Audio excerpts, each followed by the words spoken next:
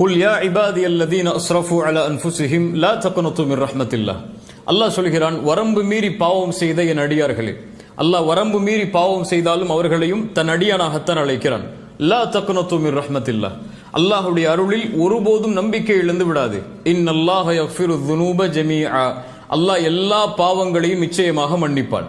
பாவம் செய்து விட்டேனே அல்லாஹ் மன்னிப்பானா என்ற நினைவு உன்னுடைய உள்ளத்தில் ஒருபோதும் வரக்கூடாது. ஷிர்க், இணை வைக்கக்கூடிய பாவம்தான். அல்லாஹ் மன்னிக்க மாட்டான் ஷிர்க்குடைய நிலையில் மரணித்தால். மரணத்திற்கு முன்னால் இணை வைப்பிற்கும் மன்னிப்பு உண்டு, பாவ மன்னிப்பு கேட்டால். தொழுகையை விடுதல் பெரிய குற்றம்தான், அதற்கும் மன்னிப்பு உண்டு. விபச்சாரம், இப்படி என்ன பாவத்தை செய்தாலும் மரணத்திற்கு முன்னால் வாய்ப்பு உண்டு. அல்லாஹுடைய அருளில் நம்பிக்கை இழந்து விடாதே, அல்லாஹ் என்னை மன்னிப்பானா என்று அல்லாஹ்விடத்திலே மன்னிப்பை கேட்டால் எல்லா பாவங்களுக்கும் மன்னிப்பு உண்டு. ஏன் அல்லாஹ் மன்னிப்பான்? இன்னஹு ஹுவல் கஃபூருர் ரஹீம்.